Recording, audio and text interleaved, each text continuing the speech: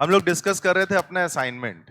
ठीक है, हम बात कर रहे थे डायमेंशंस के बारे में और एनसीईआरटी के क्वेश्चंस के बारे में। कल मैंने बहुत आराम आराम से आपको करवाया था और मैंने ये भी बोला था कि बाय चांस ये वाला इंग्लिश में छपा है, नहीं हमेशा डुअल लैंग्वेज में छपता है, तो ऑपरेटर ने थोड़ा सा गड़बड़ किया था, बट मैं आपको भाषा की दिक्कत नहीं होने दूंगा। कल भी आपने देखा था मैंने कैसे आपको समझाया था। ठीक है, तो आज हम लोग डायमेंशन का एक यूज और अभी देखेंगे इसी असाइनमेंट के थ्रू, और वो होगा दो क्वांटिटीज के बीच के रिलेशंस को डेवलप करना या रिलेशंस को बनाना या फॉर्मूले को बनाना। जैसे हमारे पास मान लीजिए मैं डिस्कस करने जा रहा हूं, पहले पेज में आप सेकंड हेडिंग देखिएगा, लिखा हुआ है dimensional analysis and its application, dimension विमीय विश्लेषण और उसके प्रयोग। बेटा उसमें नहीं है, ये एक दूसरा असाइनमेंट है, फिर मुझे बोलना ही पड़ेगा यार, इनको पकड़ लो। नहीं समझे? सुनो, एक काम करो, तुम यही लेके जाओ, ये कह दो कि ये वाला असाइनमेंट भी ऊपर भिजवाइए। रितिका मैम को जानते हो? खुशी मैम को जानते हो? हैं? अब इसमें ऐसा मैंने क्या पूछा? जब तक एक मैं यूज यहां पे बता रहा हूं, तो स्पेशली जिनका छूटा है, जो नए हैं, वो देखिए। मैंने बताया था कि जब हमको कभी फॉर्मूला बनाना होता है, मतलब फॉर्मूला डेवलपमेंट के लिए या रिलेशंस बनाने के लिए, क्वांटिटीज के बीच में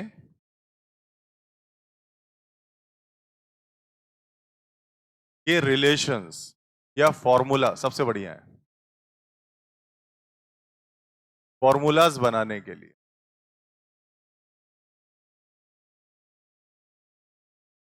means for deducing the relationship between various physical quantities, for making the formulas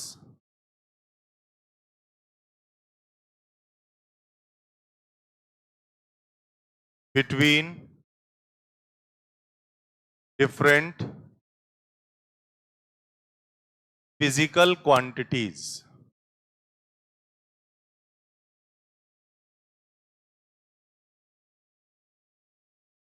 अलग अलग भौतिक राशियों के बीच में रिलेशनशिप को बनाने के लिए आज हम डायमेंशंस का प्रयोग देखने जा रहे हैं।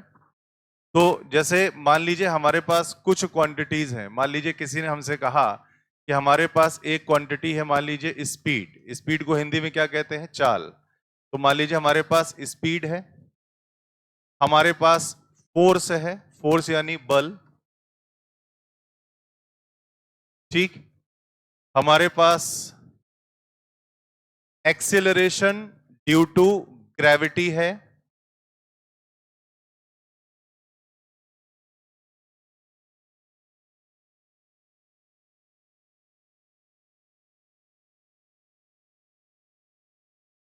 जी, नाम तो सुना ही होगा, ठीक। गुरुत्वाकर्षीय त्वरण, क्या हो गया? जी। तो और चलो एक क्वांटिटी और मान लेता हूं, समय। चौथा टर्म क्या है मेरे पास में? टाइम। ठीक। अब किसी ने हमसे कहा कि स्पीड को, बहुत ध्यान से देखिएगा, किसी ने हमसे कहा कि जो स्पीड है इसको, या किसी ने हमसे कहा कि फोर्स को, और बढ़िया सवाल लीजिए, फोर्स को वेलोसिटी यानी वेग या speed, acceleration due to gravity गुरुत्वाकर्षीय त्वरण का मान या जी, और टाइम टी यानी समय, इसके टर्म्स में निकालिए। आपको एक फॉर्मूला बनाना है जिसमें हम फोर्स के लिए फॉर्मूला डेराइव करने जा रहे हैं। बहुत ध्यान से देखना, मतलब इसके लिए फॉर्मूला बनाना है। किसके पदों में बनाना है, किसके टर्म्स में बनाना है? वी, जी और टी। समझ क्या हुआ? बात हो गई है? तब ठीक। तो फोर्स का फॉर्मूला बनाना है किसके पदों में, किसके टर्म्स में? V, G and T. जो कर सकता है कर डाले, बाकी मैं तो समझा ही रहा हूं, ठीक, क्योंकि भाई पहले से भी पढ़ा है आप लोगों का, आप कर सकते हो। तो मैंने देखो सबसे पहला स्टेप क्या लिखना है, हमको फोर्स के लिए फॉर्मूला बनाना है, बहुत ध्यान से समझिए, क्वेश्चन मार्क यहां है फोर्स के साथ। अब हमको फोर्स जिन टर्म्स में चाहिए, मैं एक रिलेशनशिप बनाऊंगा, ये होगा मेरा स्टेप नंबर 1। ठीक है बेटा, ये आया हमारा स्टेप नंबर 1। मैंने क्या लिखा कि जो फोर्स है वो किस पे डिपेंड करेगा। जैसे हम कोई भी क्वांटिटी लिखते हैं, उसका फॉर्मूला होता है, तो वो उन पे डिपेंड करती है ना। जैसे आप लिखते हो v is equal to u plus a t लिखते हो मान लीजिए, तो v u पे भी डिपेंड किया, a पे भी डिपेंड किया और t पे भी डिपेंड कर गया। तो ऐसे ही हम वो डिपेंडेंसी यहां पे देखिए किस तरह से दिखाते हैं। तो जैसे फोर्स के लिए फॉर्मूला बनाना है, तो मैंने एक तरफ तो लिख दिया फोर्स, और ये किस पे डिपेंड कर रहा है, डायरेक्टली प्रोपोर्शनल, मतलब समानुपाती किसके किसके है। मैंने लिखा v, मैंने लिखा, अभी ध्यान से पूरी बात नहीं लिख रहा हूं, ये v, फिर लिखा मैंने g, और फिर लिख दिया छोटा टी कर दूं टाइम को, क्योंकि फिर सिंबल उठाऊंगा ना मैं, ये टी है, तो फिर मैंने लिखा टी। अब क्या हम ये कह सकते हैं कि जो फोर्स है वो v की पावर 1 के ही डायरेक्टली प्रोपोर्शनल है? क्या हमें मालूम है ये बात? हमको एक फॉर्मूला बनाना है ना, हमें तो नहीं पता क्या बनेगा इधर, बात समझिएगा, हमें नहीं मालूम इधर क्या बनने वाला है। तो मैंने क्या काम किया, यहां पे पावर लगाई अपनी मर्जी से। कौन कौन सी देखिएगा ध्यान से। मैंने कहा अच्छा v है तो चलो इसकी पावर a लगा देते हैं, g है तो इसकी पावर b लगा देते हैं, t है तो इसकी पावर c लगा देते हैं भाई। राइट, हो गया काम। अब क्या करूंगा, ध्यान से देखना। अब ये है, अच्छा एक चीज मैं और बोलूंगा, एक टर्म मैं बदलूंगा, थोड़ा सा और सवाल ये अच्छा हो जाएगा और मैचिंग भी अच्छी आ जाएगी। एक्सिलरेशन ड्यू टू ग्रेविटी, या इसको हटाता हूं टाइम को, ये बहुत सिंपल सा हो रहा है, तो मैंने कहा थोड़ा सा अच्छा लेकर आते हैं। तो यहां पे इसकी जगह, टाइम की जगह आप करेक्शन डालो, मैंने लिखा मोमेंटम। मोमेंटम मतलब संवेग। संवेग समझते हैं आप, क्या फॉर्मूला होता है, P का सिंबल होता है। ठीक, तो ये आ रहा है, तो भाई साहब समझिएगा ध्यान से।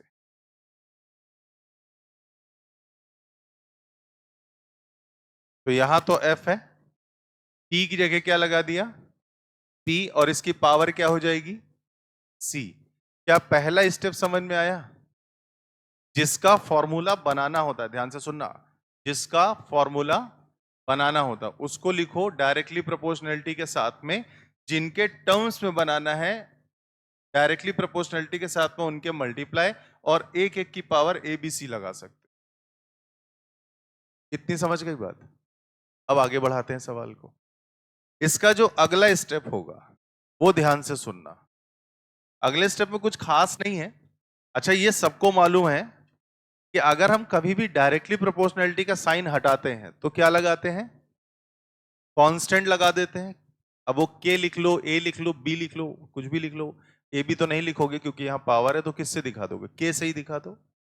तो मैंने कहा ये हटाया, तो मैंने एक कांस्टेंट लगाया के, बाकी वैसे ही लिखा, v की पावर a, g की पावर b और p की पावर c कर दिया। इस k के लिए मैंने स्पेशली आपको बोला कि ये विमा रहित नियतांक है, इट इज डायमेंशन लेस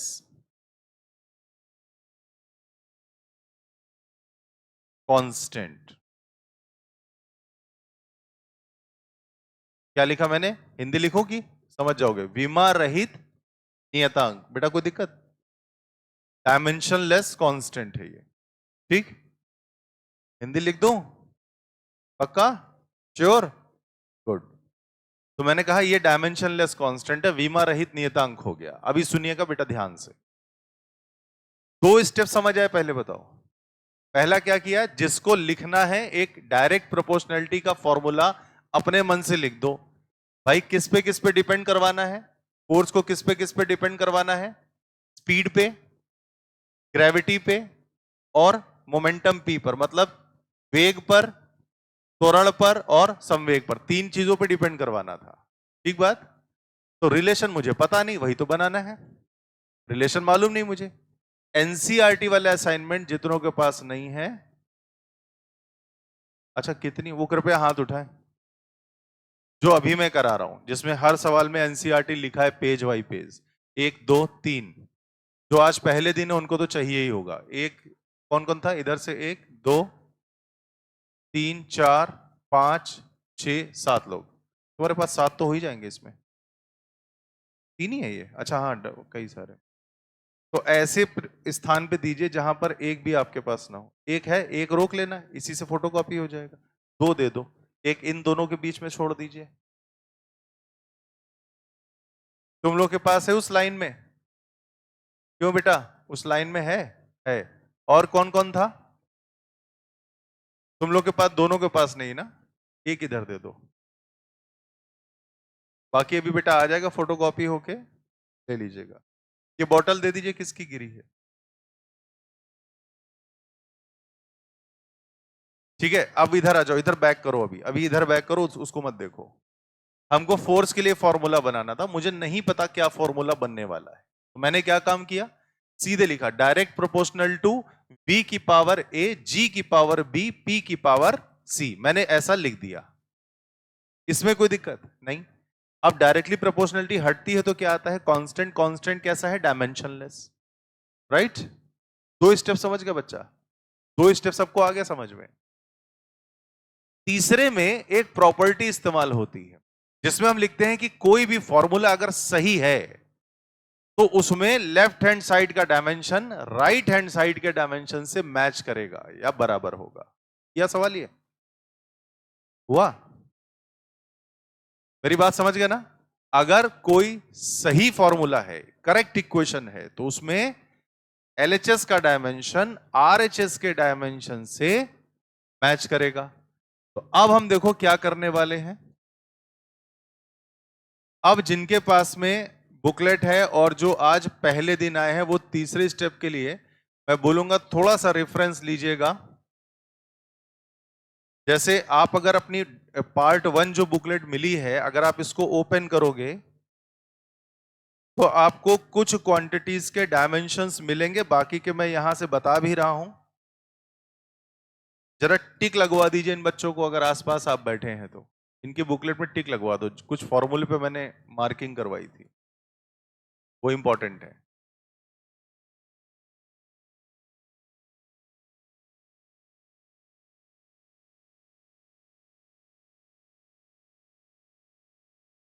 तुम लोग को कौन बताएगा? पीछे से पूछ लो, अपनी बुकलेट में से इनको टिक लगवा दो। क्या बुकलेट ही नहीं मिली? इनके पास है ना, दीदी के पास? बहुत बढ़िया बेटा, ये बुकलेट से देख के सब लोग टिक लगा लो। मैंने कहीं कहीं टिक लगवाए हैं फॉर्मूलेज में, ठीक है, वो बहुत इंपॉर्टेंट है। अब सुनो, जैसे हमने लिखा फोर्स, अब इधर बिल्कुल फोकस इधर करते रहो, ठीक है। हमने क्या लिखा, फोर्स, राइट। फोर्स क्या होता है, मास इनटू एक्सेलरेशन, द्रव्यमान गुणे त्वरण। बहुत धीमे धीमे कर रहा हूं ये सवाल।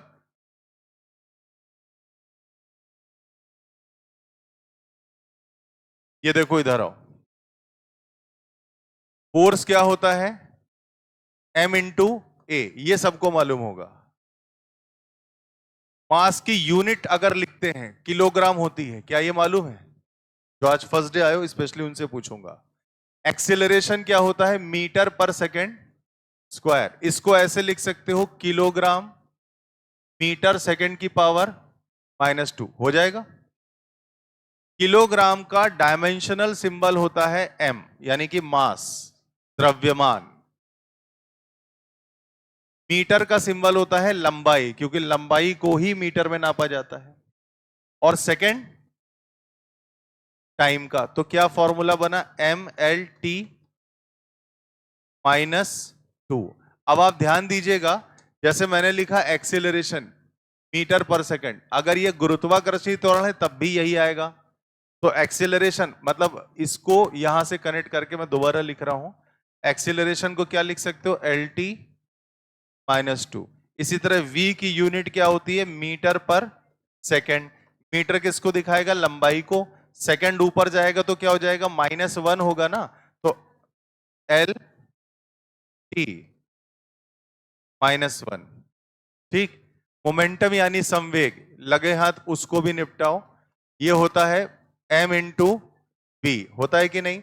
यूनिट लिख दो सबकी, किलोग्राम मीटर पर सेकंड। किलोग्राम मास को दिखाएगा, मीटर लंबाई को दिखाएगा, और सेकंड ऊपर जाके -1 हो जाएगा तो ये टाइम को दिखाएगा।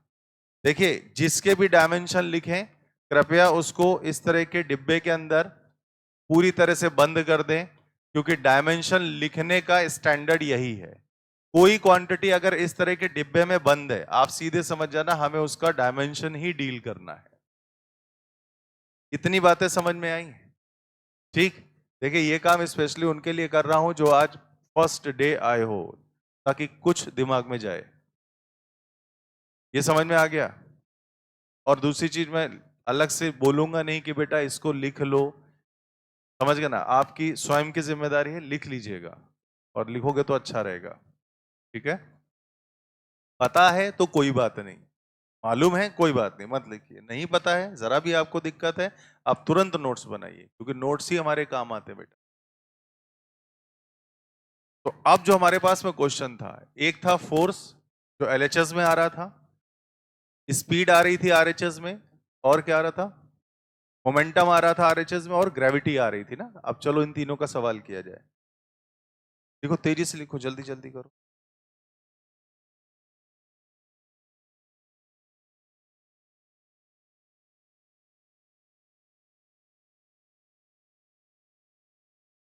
हो गया? डन? क्लियर है? लिखा बच्चा? जल्दी करो।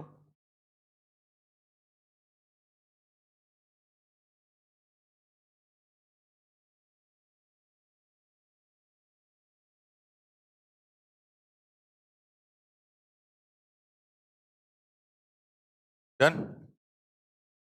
तुम्हारा लिख गया? चलिए अब आते हैं इधर। उधर सबका हो गया? अब अपने सवाल पर आता हूं। क्वेश्चन अगर आप देखो तो हमने क्या कहां तक पहुंचे थे कि जो हमारा F है it is equal to K times क्या क्या था? पहला B की पावर A और G की पावर B और P की पावर C।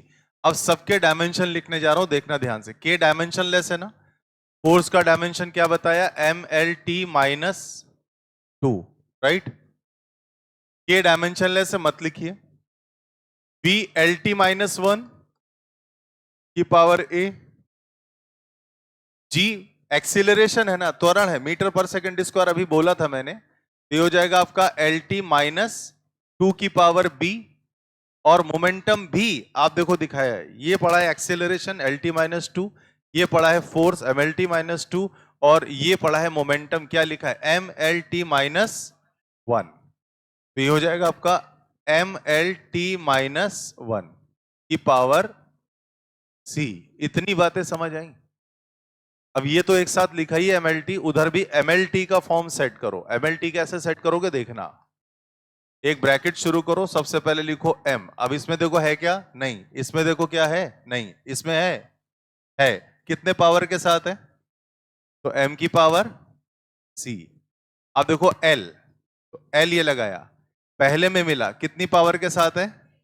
A। और जब चीजें मल्टीप्लाई होती हैं तो पावर जुड़ती है, ऐड हो जाती है। तो L की पावर A, और इधर भी मल्टीप्लाई आया तो L की पावर A प्लस B। एक भाई साहब और पढ़े, देखो वहां पे कितनी पावर के साथ है? C। तो L की पावर C और जुड़ गया, तो L की power A plus B plus C। ये समझ आया? इधर आया समझ में? ओके, अब सुनो। T की पावर कितना है?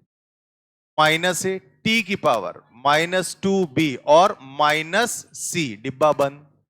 ये एज इट इज ऐसे ही लिख दो। क्या लिखोगे? मैं पावर लगाऊंगा, M की पावर 1, L की पावर 1, T की पावर -2। अब बताओ यहां तक समझ आया? ये स्टेप क्लियर है? अब हम क्या प्रॉपर्टी लगाएंगे कि कोई भी रिलेशन अगर करेक्ट है तो उसमें LHS का डायमेंशनल फॉर्मूला RHS के डायमेंशनल फॉर्मूले के बराबर होगा। समझ आई बात? अच्छी बात है। अभी ध्यान देना, कंपेयर करते हैं, कंपेयर। तो हम क्या बोलेंगे, यहां का जो डायमेंशनल फॉर्मूला है वो इधर के डायमेंशनल फॉर्मूले के बराबर होगा। इसका मतलब m की जो पावर यहां 1 है वही m की पावर यहां पे क्या होगी, c। तो अगर आप इसकी तुलना करें, कंपेयर करें, तो c की वैल्यू क्या खुली, 1। मेरी बात समझ में आ गई? तो आपको पहला रिजल्ट मिला c इक्वल टू 1। क्या ये समझ आ रहा है? क्लियर एकदम? अच्छा, दूसरा देखो, L का नंबर आया, कितनी पावर लगी बेटा, a प्लस बी प्लस सी। तो मैंने लिखा a प्लस बी प्लस सी किसके बराबर है, 1 के बराबर है। कोई आपत्ति? कोई आपत्ति? पक्का? अच्छा बेटा, आपको आ रहा है समझ में? और उधर पीछे नए वाले बच्चे बैठे हैं, आ रहा है समझ में? राइट। तीसरा, तीसरा नंबर किसका आया, टी का। उधर देखो कितनी पावर है, -a -2b -c equal to, एक काम क्यों ना करा जाए, माइनस हम लोग निकाल देते हैं इससे, तो ये हो जाएगा a plus 2b plus c equal to 2। क्या ये समझ में आया यहां तक? अब हमें इनको सॉल्व करके ए बी और सी निकालना है। सी तो पहले ही निकल चुका है, निकल चुका है ना। अब एक काम करते हैं, सी की जो वैल्यू हमारे पास में 1 आई, ये वाली, इसको हम एक तो देखो यहां रख सकते हैं, रख सकते हैं कि नहीं, और एक कहां रख सकते हैं, ये आया उड़ता हुआ, दिखा, रख दो, कोई दिक्कत? क्या हुआ भाई, तो a प्लस बी प्लस सी की जगह क्या बोलूंगा, 1 इक्वल टू 1। तो यहां से जो इक्वेशन निकली, a प्लस बी प्लस सी की जगह 1 इक्वल टू 1, तो बेटा बताओ a प्लस बी कितना हुआ, 0। ये नाम दे देते हैं इक्वेशन नंबर। भैया, एक देवता पुरुष इंसान थे, याद है क्या डिस्कशन हुआ था? हाँ, हमसे पूछा सर सब कुछ तो समझ गए, लेकिन ये बताइए ये -4 कहां से आया? बेटा -4 नहीं है, वो इक्वेशन नंबर 4 है। याद रखना भाई ये चीज, ठीक? समझ गए कि नहीं? अच्छा, अब C की यही वाली वैल्यू यहां पे रखता हूं तो क्या आएगा जरा बताना, a plus 2b, a plus 2b plus 1 equal to 2। तो a प्लस 2b बेटा किसके बराबर आया, 1 के बराबर आ गया। तो एक ये इक्वेशन बनी, एक ये इक्वेशन बनी, और इस इक्वेशन का नाम आप रख सकते हैं इक्वेशन नंबर 5। अब क्या 4 और 5 को सॉल्व करके, स्पेशली उनसे कह रहा हूं जो नए हैं, क्या 4 और 5 को सॉल्व करके ए और बी बता सकते हैं आप लोग? चलो बताओ इसी बात पे। तुमको बेटा आ रही समझ में कहानी, पूरी पूरी समझ में आई? पक्का? तो कॉपी खोल लो, लिख लो, ए बी को सॉल्व करके देखो कितना आ रहा है। चलिए हम ही करते हैं, मैं ही करता हूं। यहां है a plus b equal to 0, a plus b equal to 0, फिर लिखा a plus 2b equal to 1। ठीक है, आप एक काम करिएगा, क्या काम करोगे बताओ, जोड़ोगे या घटाओगे? क्या करोगे, माइनस करोगे ना। तो जैसे ही माइनस किया, इधर इधर इधर, ये से ये कट गया। अच्छा, तो b माइनस 2b कितना हुआ, -b। 0 -1 कितना हुआ, -1, तो b की वैल्यू। और जैसे ही b1 आया, तो ये b हुई, b की वैल्यू उड़ती हुई यहां पहुंच जाएगी। तो क्या लिखोगे, a प्लस बी यानी कि 1 इक्वल टू 0। तो a इक्वल टू -1। कितनी वैल्यूज आ गई देखो, एक ये आई, एक ये आई, और एक ये आई। ABC आ गया। पहले यहां तक लिख लो बेटा, समझ आ रहा है? पक्का? कोई भी दिक्कत हो बोलने में संकोच मत करना, ठीक है? हाँ, सबसे ये बात कह रहा हूं।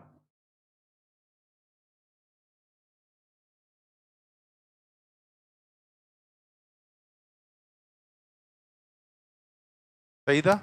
कितनों ने खुद से किया था ये? अब तो आंसर आ गया एक तरह से हमारा। बाकी लोग लगाओ बेटा, ठीक है? प्रोसेस दोबारा से समझ लिया? कोई दिक्कत? अब किसी को कोई दिक्कत? नए हो पुराने हो? समझ गए ना पूरा? चलो करो। अब आंसर कैसे लिखना है इस पे भी आ जाइए। अब मैं ऊपर आंसर लिख के देता हूं आपको, देखिएगा ध्यान से। अभी बहुत ध्यान से देखना। हमारे पास जो फॉर्मूला बना था k टाइम्स v की पावर a कितना आया? -1। देखते जाना, मैं यहां पे लिखता हूं f is equal to k times v की पावर -1। देखो ध्यान से, v की पावर क्या है? a कितना आया है? -1, तो v की पावर क्या आ गया? -1। चलेगा? समझ आया? फिर से सुनो, और क्या था? g की पावर b कितना आया है? 1। केवल आप g लगा सकते हैं, 1 लिखने की क्या जरूरत? बोलो भैया, सही है कि नहीं? नहीं आया समझ में? हाँ, कहां अटकी? जी पे कि वी पे? जी पे। अच्छा, जी की पावर यहां कितनी दिख रही है? बी। पक्का ना? और बी की वैल्यू देखो कितनी है? 1। तो मैंने केवल यही तो किया, यहां 1 नहीं लगाया। क्यों? 1 का पावर का क्या मतलब है? वही होता है। अब समझ गए? और किसी को दिक्कत? तो जी हो गया। अभी पी की पावर कितना है? पी कितना? सी है ना? और सी कितना? 1। तो ये आ जाएगा पी। अब आप ऐसे देख सकते थे 1 1, लेकिन 1 मैंने नहीं लिखा तो आपको इस शक्ल में दिखाई दे रहा है। या तो इसके 4 मिलते जुलते ऑप्शन देगा, या तुमको ऐसे ऑप्शन दे देगा f directly proportional to v की पावर -1 जीपी। या इसको ऐसे भी लिख सकते हो, ध्यान से देखना, f directly proportional to g p upon v. भैया बोलो क्या कहते हो इसके बारे में? कर सकते हो कि नहीं कर सकते हो? तो ऑप्शन बहुत ध्यान से, होश संभाल के देखिएगा। आपकी जरा सी गलती आपको -5 नंबर दिलवा सकती है एक सवाल के। आप कहोगे ये कैसे सर, कटता तो एक ही नंबर है ना, -5 का क्या खेल हो गया? भैया सवाल सही लगाने के बाद अगर ऑप्शन गलत भरा आपने, तो 4 तो वो गए जो तुमको मिलने थे, एक आपको उसके साथ में गिफ्ट मिल गया माइनस का। समझ गए कि नहीं? तो कितने हो गए? अरे कितने नंबर हुए? -5। ठीक है, डन।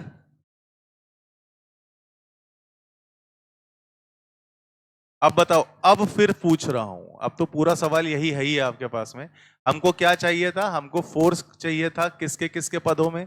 स्पीड, ग्रेविटी और मोमेंटम, मतलब बल चाहिए था, चाल, त्वरण और संवेग के पदों में। मैंने पहला स्टेप क्या डाला, आप ध्यान दो। पहला स्टेप मैंने ये लिखा था डायरेक्ट प्रोपोर्शनैलिटी वाला, ये वाला। आप ऐसे कोई भी चीज दी हो आप ऐसे लिख लो, शुरुआत यहीं से करोगे तो कभी गलत नहीं होगा। ठीक, तो ये हो गया पहला स्टेप। अब इसको हटाओ, के लगा दो। ये एक फॉर्मेलिटी के लिए होता है और कुछ नहीं। आप यहां से डायरेक्ट उधर भी जा सकते थे डायमेंशन लिखने वाले स्टेप पे।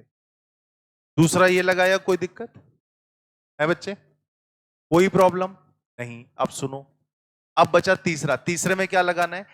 Dimensions of left hand side equal to dimensions of right hand side. क्यों भाई? हमको ऐसा क्यों लगता है कि तुम लोग थक जाते हो आजकल जल्दी? ऐसा है क्या? क्यों है? खाना नहीं खाते ठीक से? एक चीज बताऊं, अगर बीमार होने से बचना है, शरीर में एनर्जी बनाए रखनी है, तो दिन में 2 बार एनर्जल पिए। एनर्जल जानते हैं आप? अबे जानते ही नहीं हो? मेडिकल स्टोर वाले क्या जाना, उसे कहना एक हमको एनर्जल का पाउच दे दो, 30 रुपए का देगा, 30। ठीक, इनर्जल बोल रहा हूँ, इलेक्ट्रॉल से बढ़िया होता है। इलेक्ट्रॉल आता है 18 या 19 रुपए का, एनर्जल आएगा 30 रुपए का। तो कृपया पैसे का मुंह ना देखें। मोमो कम खाएं, चाउमीन कम खाएं, वो पैसा इधर लगाएं। ठीक, दिन में 2 बार घोल घोल के पियो, 2 2 चम्मच एक एक गिलास में। दिन भर एनर्जेटिक रहोगे, सच बता रहा हूं। मेरी बात समझ गए? हाँ भैया।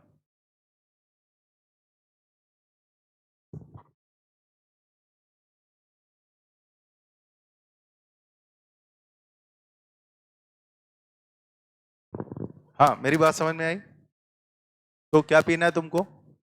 दिन में 2 बार एनर्जल, खासतौर से जब तक गर्मी का मौसम है तब तक। आप थकेंगे नहीं, मेरी गारंटी है। ठीक, आप कहोगे आप पीते हो क्या? नहीं, बता रहा हूं खाली, हमें जरूरत ही नहीं पड़ती, हम ऐसे खुश रहते हैं यार इतने। अब देखो यहां तक आ गए। अब देखो पहली डायमेंशन क्या डाली, पहले तो फोर्स की लिख दी, फिर हमने वी की लिखी, फिर हमने जी की लिखी, फिर हमने पी की डायमेंशन लिख दी। समझ गए भाई? यहां तक क्या क्या पावर डाली? पहला पावर ए, दूसरा पावर बी, तीसरा पावर सी। अब सबको हमने कंपाइल कर दिया, सबको एक साथ कर दिया। एम इकलौता था तो एम केवल एक ही आया, नहीं तो दो दो कुछ होती प्लस माइनस में। एल में ए बी सी आ गया, मल्टीप्लाई होता है तो पावर जुड़ जाती है। इसी तरह टी में आ गया minus a minus to be minus सी। अब बताओ यहां तक कोई तकलीफ, कोई समस्या, कोई परेशानी? उठा के कंपेयर कर दिया सारी पावर को, क्योंकि एम में जितनी डायमेंशन, देखो ये जो पावर होती है ना, इसी को डायमेंशंस कहते हैं, ये याद रखना। जैसे इसमें किसी ने पूछा मुझसे एमएलटी माइनस टू में किसी ने हमसे कहा कि मास का डायमेंशन बताओ, मैंने कहा 1। जो पावर है वही डायमेंशन। किसी ने कहा लेंथ का डायमेंशन बताओ, लंबाई की विमा बताइए, हमने कहा 1। किसी ने कहा टाइम का डायमेंशन बताइए, समय की विमा बताइए, मैंने कहा -2। जो पावर देख रहे हो वही है। तो डायमेंशंस दोनों तरफ से बराबर होती है। तो जो इधर वो इधर, जो ये पूरा वो ये, और जो ये पूरा वो ये। समझ गए मेरी बात? इक्वेशन बन गई। उसके बाद तो यार सॉल्व किया बस, और कुछ नहीं।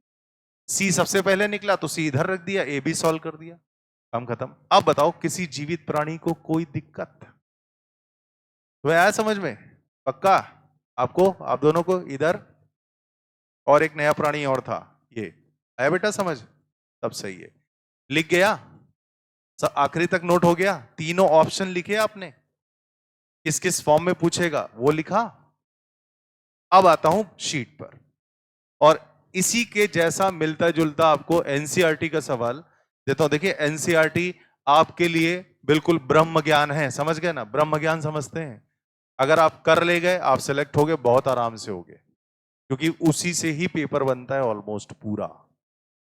ठीक है, कुछ चीजें ऐसी हैं जो एनसीईआरटी में नहीं दी हैं, जो आपके पेपर के लिए इंपॉर्टेंट है, वो भी आपको कराएंगे, बट एनसीईआरटी तो करनी ही है। अब आप प्रश्न उठाएंगे, इसका पहला ही निकाल लो, थोड़ा आसान सा है। If speed v, acceleration a and force r considered as fundamental units, the dimensions of Young's modulus. मतलब क्या कह रहा है पता है? यदि चाल, हिंदी वाले ध्यान से सुनिएगा क्योंकि इसमें हिंदी नहीं है बेटा। यदि चाल, त्वरण और बल, यदि चाल, त्वरण और बल, क्या लिखा है? Considered as fundamental units. Consider करना मतलब मानना। तो यदि चाल, त्वरण और बल को हम लोग मूल राशियां मान लेते हैं, क्या मान लेते हैं? मूल राशियां मान लेते हैं, तो यंग्स मॉडुलस, यंग के प्रत्यास्थता गुणांक का विमीय सूत्र आपको बनाना है। समझ गया भाई? क्या हो बेटा, कोई दिक्कत? मेरे को बोलो क्या प्रॉब्लम है। मैंने कहा था पहले पेज पर ये लिखा है डायमेंशनल एनालिसिस, और उसका फर्स्ट क्वेश्चन है, पहला सवाल। अब देखो पहला स्टेप क्या रहेगा? पहला स्टेप वही है जो हमने सबसे पहले लिखा था, डायरेक्ट प्रोपोर्शनैलिटी वाला रिलेशनशिप। ठीक, तो हमको किसका निकालना है? जिनका पहला हो गया वो कृपया दूसरा भी करें, क्योंकि दूसरा एक लेवल ऊपर है सवाल, उसमें ध्यान दो, 4 टर्म्स हैं। ठीक है, दूसरा करो। हमको पहले बताओ किसका फॉर्मूला निकालना है, पहले तो यही बताओ। किसी भी सवाल को अच्छे से पढ़ने के बाद आपको यह समझना चाहिए कि इसमें दिया क्या है और पूछा क्या है। तो पूछा क्या है बताओ? किसका डायमेंशनल फॉर्मूला पूछा है?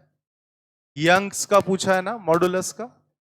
अब हमको एक बात मालूम होती है कि जो हमारा यंग का प्रत्यास्थता गुणांक है, वैसे आपको जो टिक लगाया है उसमें मिलेगा, लेकिन यहां से भी देख सकते हो, कोई बुराई नहीं है।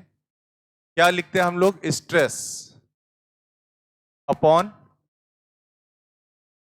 स्ट्रेन। मीन्स प्रतिबल बटे ये रहा। अभी सुनो ध्यान से, स्ट्रेस किसकी तरह होता है? प्रेशर की तरह। फॉर्मूला क्या होता है बताऊं? अभी ध्यान देना। फोर्स अपॉन एरिया, जो प्रतिबल होता है उसको बोलते हैं बल बटे क्षेत्रफल, फोर्स अपॉन एरिया। और स्ट्रेन, स्ट्रेन होता है change in length divide by original length. आओ एक एक पे काम करते हैं। सबसे पहले स्ट्रेस का डायमेंशंस देखते हैं। तो जब मैंने स्ट्रेस का डायमेंशन निकालना चाहा, यानी प्रतिबल का जब डायमेंशन निकालना चाहा, तो मैंने देखा इसका फॉर्मूला होता है बल बटे क्षेत्रफल, फोर्स अपॉन एरिया। तो मैंने कहा जो फोर्स यानी बल के डायमेंशंस हैं और जो क्षेत्रफल यानी एरिया के डायमेंशंस हैं, इनका रेशियो होगा। बोलो क्या कहते हो? ये समझ आई कि नहीं आई बात? बोलो बच्चा, क्लियर है? तो स्ट्रेस आ गया फोर्स अपॉन एरिया बल बटे क्षेत्रफल। अब सुनिए बात, फोर्स को थोड़ी देर पहले मैंने बोला था mLT-2, एरिया बोले तो L2। तो स्ट्रेस बेटा क्या निकलेगा? जरा इसी बात पे बता दो। प्रतिबल, प्रतिबल का विमी सूत्र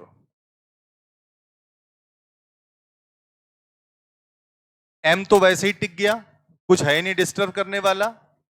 L की पावर 1, आप देखो यहां अगर पावर नहीं पढ़ा तो कितना पावर मानते हो? 1। तो L की पावर 1 बाय L की पावर 2, ये ऊपर जाएगा कितना होगा? -2। तो L की पावर कितना आना चाहिए? -1। आएगा नहीं आएगा? बोलिए, आ रहा है समझ में? आ रहा है समझ में? तो कितना आएगा? L की पावर -1 और T की पावर 2 एज इट इज आएगा। कोई उसमें दिक्कत वाली बात नहीं है। अच्छा, अब बारी आई इसकी, किसकी? स्ट्रेन की। क्या फॉर्मूला है? Delta L upon L। अब भैया जरा ध्यान से देखना, स्ट्रेन यानी विकृति, ये बताया डेल्टा L बाय L। ध्यान दीजिएगा, अगर लंबाई की यूनिट, अगर लेंथ यानी लंबाई की यूनिट मीटर है, तो चेंज इन लेंथ की यूनिट भी क्या होगी? अरे मीटर ही होगी, और कुछ थोड़ी ना होगा। तो मीटर अपॉन मीटर तो कट गया ना। तो इसमें किसी भी तरह का कोई भी डायमेंशन नहीं पाया जाता। विकृति, विकृति माने कोई भी डायमेंशन नहीं पाया जाएगा। तो आप लिखोगे m की पावर 0, L की पावर 0, T की पावर 0। क्या बात समझ आई? जितने नए लोग हैं आइदर फोटो खींच लें, आइदर लिख लें, जो आपकी मर्जी हो, क्योंकि यही हमारे सवाल में अप्लाई होने वाला है।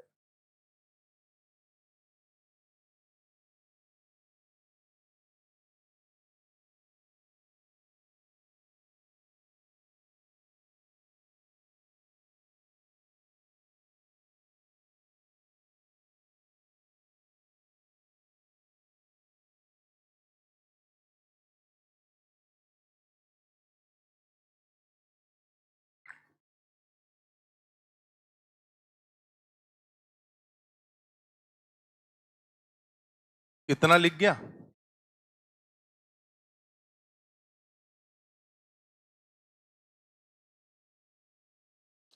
एंड आई होप निकालने वालों ने आंसर निकाल दिया होगा अब तक। लास्ट ऑप्शन डी, कितनों ने किया है? बढ़िया, बेहतरीन। करिए करिए करिए, आ जाएगा।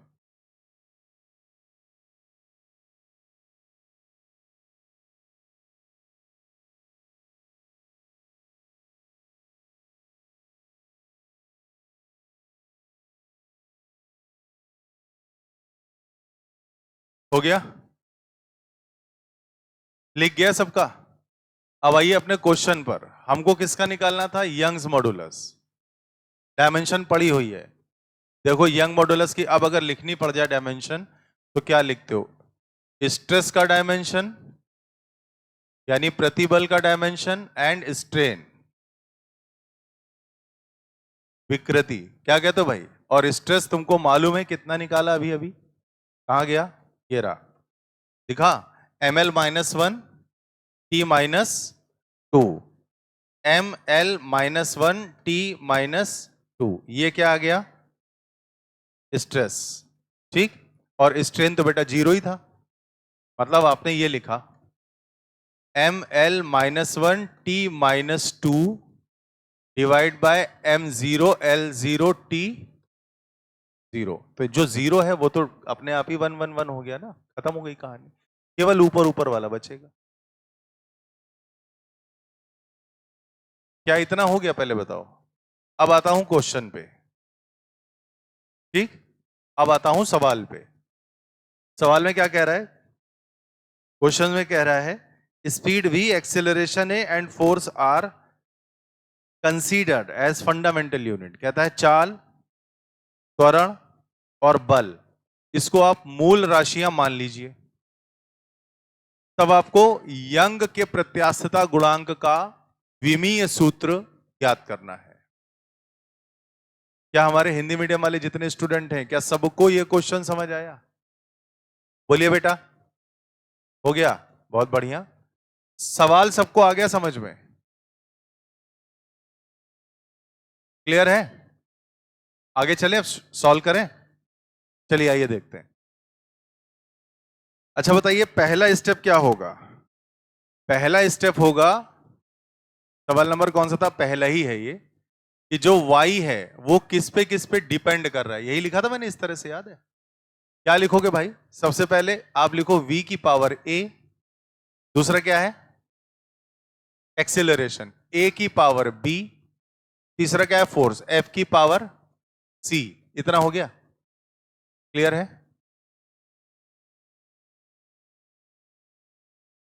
तो अब दूसरा स्टेप क्या होता है? एक डायमेंशनलेस कांस्टेंट को निकाल लो और बाकी वैसे ही लिख दो। क्या दोनों स्टेप समझ में आए? बोलो बेटा, आ रहा है समझ में? आ रहा है या नहीं आ रहा? हाँ, तब ठीक है। तो v की पावर a की पावर b, f की पावर c। दो स्टेप क्लियर हो गए। अब तीसरे स्टेप में क्या करोगे बताओ? सबकी डायमेंशन ही लिखोगे ना। तो जो हमारा अब तीसरा स्टेप है, y की डायमेंशन क्या निकाली थी? m, जल्दी बोलो। ml-1 t-2 is equal to k की तो लिखनी नहीं है, डायमेंशनलेस है। v का क्या बताया था बोलो? देखो, हमें यहां से आवाज चाहिए। मेरे शेर जो बैठे हैं पीछे, समझ गए ना? अब तुम शेर हो, कैसे शेर हो तुम जानो।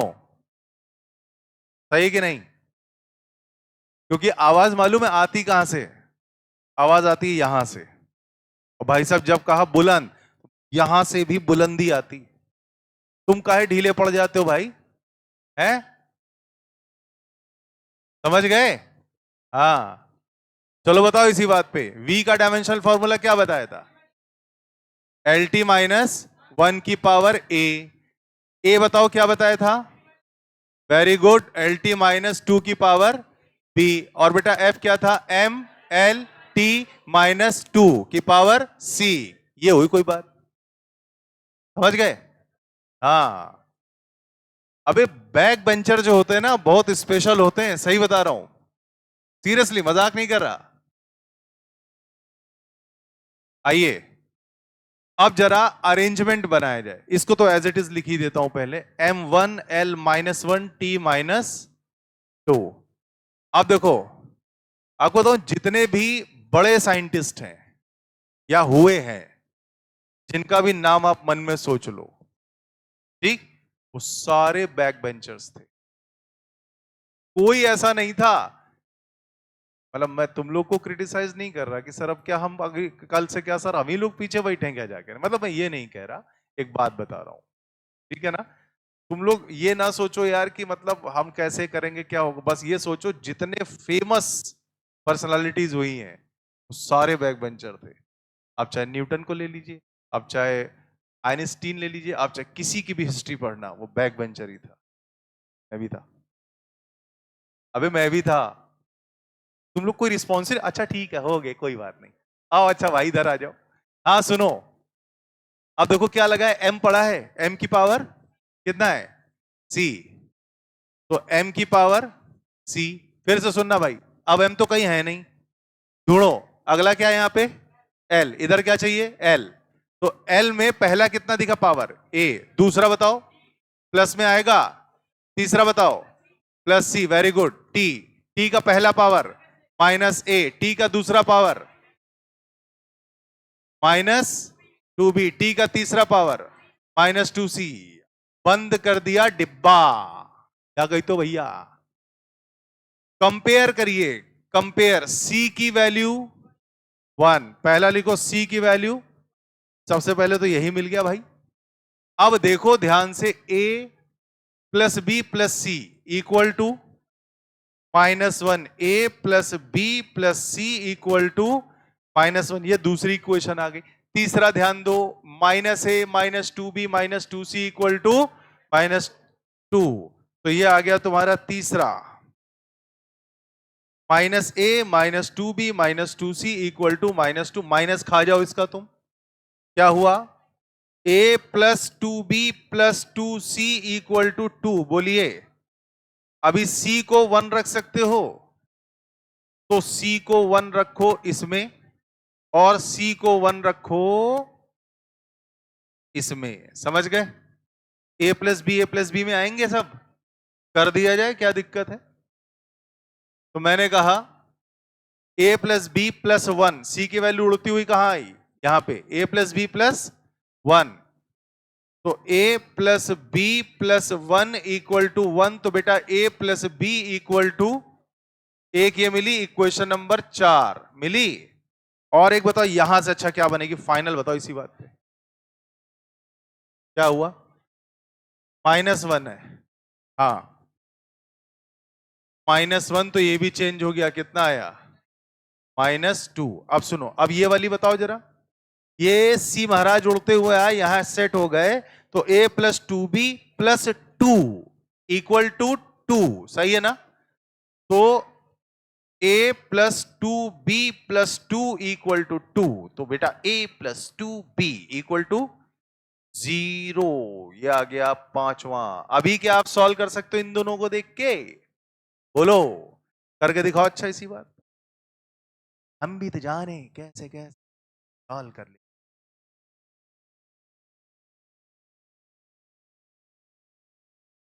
अब जोर से बोलो आंसर, कौन बोल रहा था, आप थे, बताइए।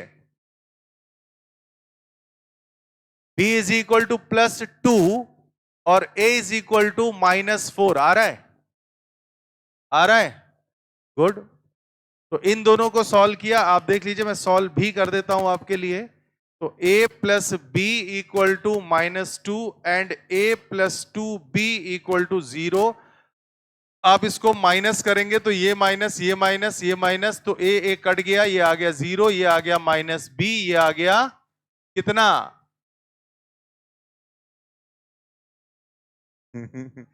अच्छा, ये कितना आएगा, -2 आएगा या 2 आएगा,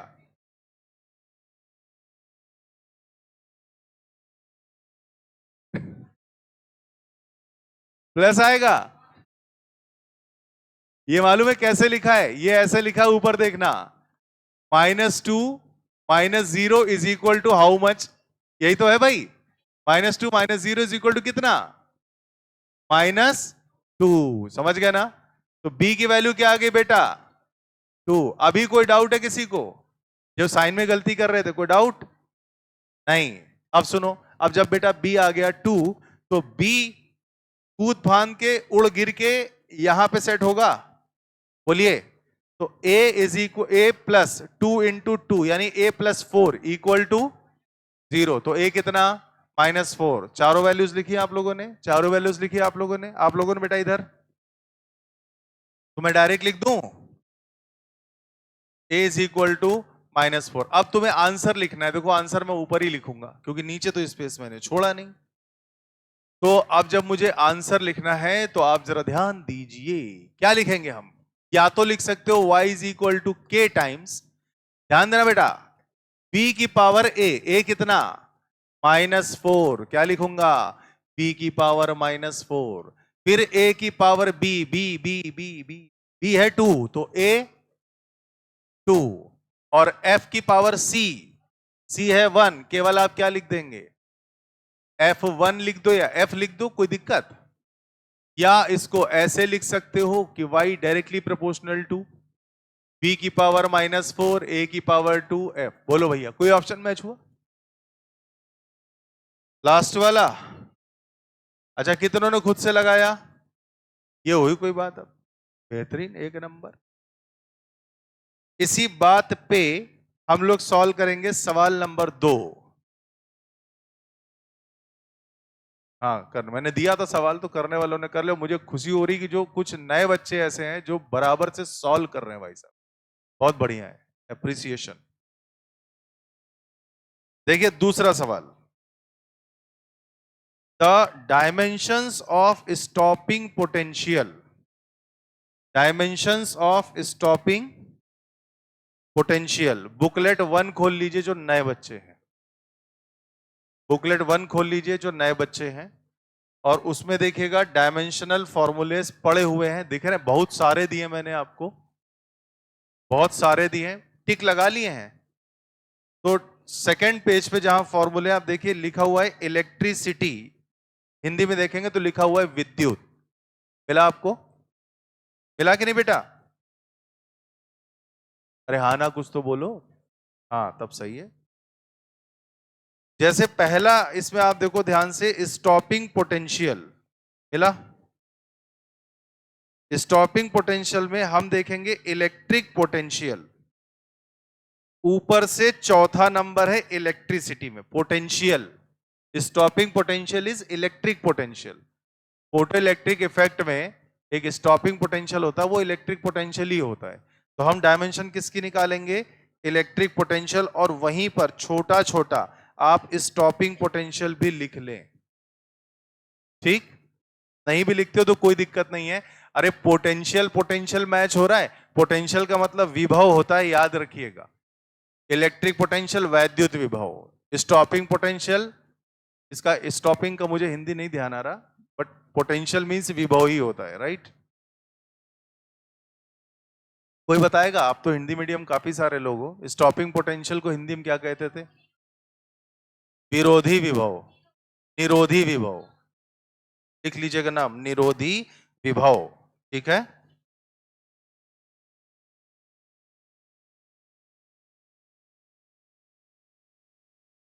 तो एक चीज मिल गई आपको, पोटेंशियल। कौन सी लाए हैं आप? एनसीईआरटी। अभी भी कोई ऐसा है जो एनसीईआरटी वाला असाइनमेंट नहीं है किसी के पास? जिनके पास नहीं है हाथ उठा दें बस। है, लाई नहीं हो ना? अच्छा। आया करो क्लास में, कोई छोटी मोटी दिक्कत है ना, इग्नोर कर दिया करो, ऐसे निकाल दिया करो। क्या हुआ? लाया नहीं हो तो नहीं मिलेगा, और गलती से तुमने ले लिया तो कितने असाइनमेंट हो गए तुम्हारे पास? वापस कर दोगी पक्का? हाँ तब ठीक है।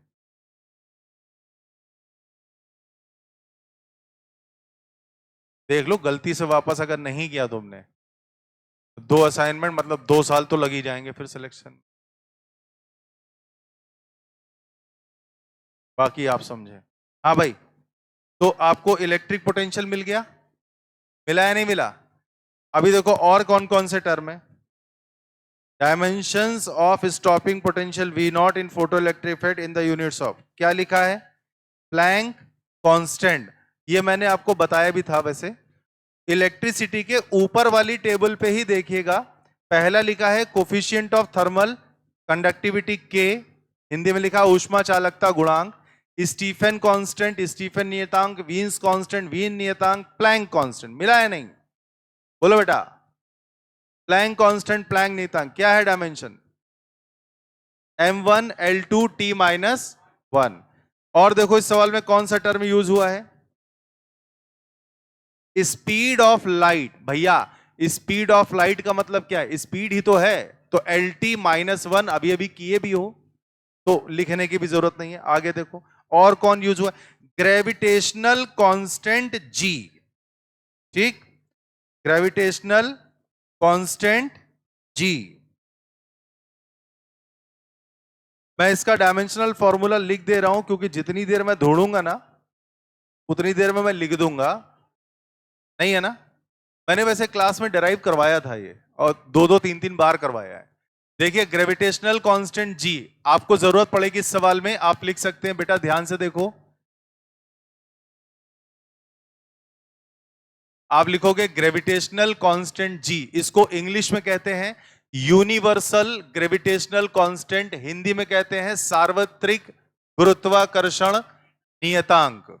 तो ग्रेविटेशनल कांस्टेंट जी m-1 L3 T-2 कृपया नोट कर लें। सार्वत्रिक गुरुत्वाकर्षण नियतांक ग्रेविटेशनल कांस्टेंट। एक काम करो, खाली मत बैठो, सारे मैचिंग कॉलम करो बैठ के। हो गए सारे, पूरा लग गया है। मैं देता हूं फिर, रुको इसी में से। ऐसा कैसे हो गया?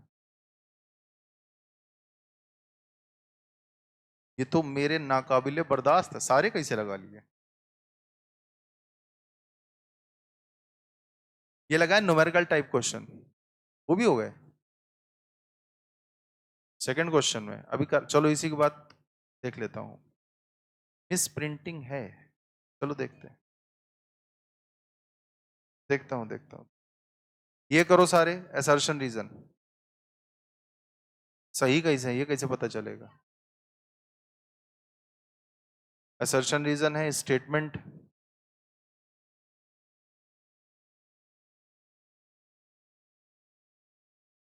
बाकी तो 13वां सवाल हो गया।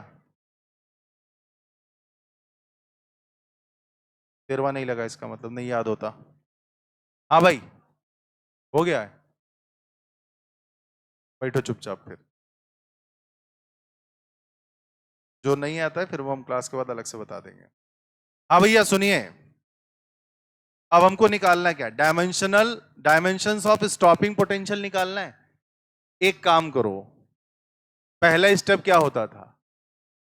डायरेक्ट प्रोपोर्शनैलिटी लिखते थे हम लोग, याद है? याद है कि नहीं? तो पहले स्टेप में लिखा डायरेक्ट प्रोपोर्शनैलिटी स्टॉपिंग पोटेंशियल। हाँ भाई साहब सुनिएगा मेरी बात। तो स्टॉपिंग पोटेंशियल को मैंने लिखा V नॉट। क्या मैं ऐसे लिख दूं डायरेक्टली K टाइम्स किस पे बोल रहा है? प्लैंक कांस्टेंट, तो K नॉट H की पावर A, फिर आ जाएगा तुम्हारा स्पीड ऑफ लाइट C की पावर B, और ये तुम्हारा आ जाएगा ग्रेविटेशनल कांस्टेंट G, तो G की पावर छोटा c, और एम्पियर A, इसकी पावर हो गई D। ठीक है? एम्पियर किसकी डायमेंशंस होती होगी? नाम सुन के ही पता लग जाता है कौन है एम्पियर। किसका नाम होना चाहिए? एम्पियर किसका नाम होना चाहिए बताओ इसी बात पे। आवाज ही नहीं आई। इलेक्ट्रिक करंट है, तो एम्पियर हुआ तुम्हारा इलेक्ट्रिक करंट, तो वो हो गया करंट की पावर D। अब तुमको सारे डायमेंशंस रखने हैं। जैसे G का नहीं, मैंने V नॉट का इलेक्ट्रिक पोटेंशियल का डायमेंशनल फॉर्मूला दिया, M-L2T-3A-1 मिला आपको? सामने लिखा हुआ एकदम मिला बेटा कि नहीं मिला? क्या लिखोगे? M-L2T-3 और साथ में आ जाएगा M-L2T-3A-1, M-L2T-3A-1। ये समझ गए इतना? और देखो K का डायमेंशन लिखना है क्या? बोलो बेटा, K लिखना है? नहीं ना, पक्का श्योर? क्योंकि डायमेंशनलेस होता है वो तो। अब H का डायमेंशनल फॉर्मूला आपको मैंने दिया था, कौन बताएगा? Energy upon E is equal to h nu से दिया था, याद करो यार। Ml2T-2 और T इधर चला गया तो कितना आया था? हाँ नहीं भैया कुछ गड़बड़ कर दिए हो तुम। सुनो, याददाश्त जगाता हूं तुम्हारी। एक फॉर्मूला हमारे पास होता है E is equal to h nu. Specially जो नए बच्चे हैं देख लीजिए, क्या ये फॉर्मूला जानते हो? ऊर्जा के लिए होता है प्लैंक कांस्टेंट मल्टीप्लाइड बाय आवृत्ति। याद है बेटा? ठीक। तो H को निकालना है तो हम लोग क्या लिखेंगे? E upon new. E के लिए क्या काम करेंगे? ML2T-2 वर्क होता है कार्य, बल गुणे विस्थापन, फोर्स इंटू डिस्प्लेसमेंट से आएगा, F इंटू डी। इसकी यूनिट क्या होती? पर सेकंड होती है, प्रति सेकंड। तो T की पावर -1। अब बेटा ये जब ऊपर जाएगा ना तो इसमें जुड़ेगा, -2 में जुड़ेगा, तो कितना बचेगा? -1 बचेगा। तो ये हो गया तुम्हारा ml2t माइनस 1। और वैसे भी मैंने प्लैंक कांस्टेंट आपको लिखा हुआ दिखाया था अभी थोड़ी देर पहले, याद है कि नहीं? खैर, तो मैंने लिखा ml2t माइनस 1, तो ml2t माइनस 1 की पावर a। अब देखिए c क्या है, speed of light, lt minus 1 की पावर b। ग्रेविटेशनल कांस्टेंट थोड़ी देर पहले लिखा था m माइनस 1 l3t माइनस 2 की पावर c, और एम्पियर यानी a की पावर d। बोलो भाई, किसी को अगर ये लिखना हो, जो नए लोग हैं वो लिख सकता है, वरना मैं तो हटाने ही वाला हूं अभी।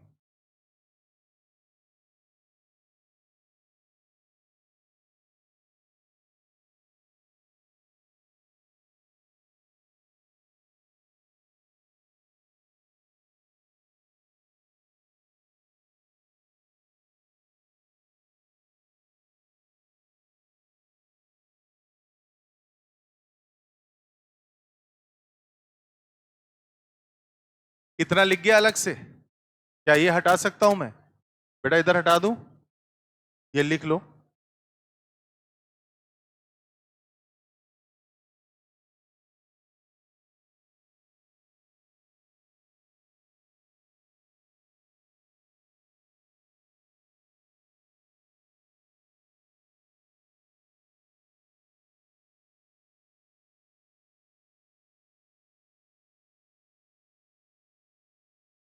हाँ भाई, हो गया? अरे इतना लिख लिया कि नहीं पहले बताओ, छोटी सी चीज बताइए मैंने। तुम्हारा लिख गया? जगाओ। तुम्हारा लिख गया? हाँ तब ठीक, हो गया ना भाई, डन। चलिए अब जरा मैचिंग मैचिंग खेल लो बेटा, मैचिंग मैचिंग। यहां m की पावर क्या है, 1। इधर अब देखो, इधर टोटल में क्या दिख रही है, m की पावर। ये सवाल क्या लग गया आप सबका पीछे? इधर वाला कोई हाथ ना उठाए, इधर बताओ कितनों ने ये सवाल लगा लिया है? गिने चुने हो? इधर फिर रिस्पॉन्स करो, ठीक है ना? खो मत जाओ, अलर्ट रहो, ध्यान दो, करो, कोशिश करो। क्योंकि मैंने कल भी एक बात बोली थी, कोशिश करने वालों की कभी हार नहीं होती। नहीं निकल रहा है ना सवाल, ना निकले, भाड़ में जाए, कोई दिक्कत नहीं है। अरे नहीं निकल रहा तभी तो यहां आए हो, अगर सब आता होता तो आते काहे आप? ये तो नेचुरल प्रोसेस है यार, क्या दिक्कत है? नहीं हो रहा, मत होने दो, कोई दिक्कत नहीं, टेंशन नहीं लेने का, मैं हूं ना, बस। ठीक है ना? आइए इधर।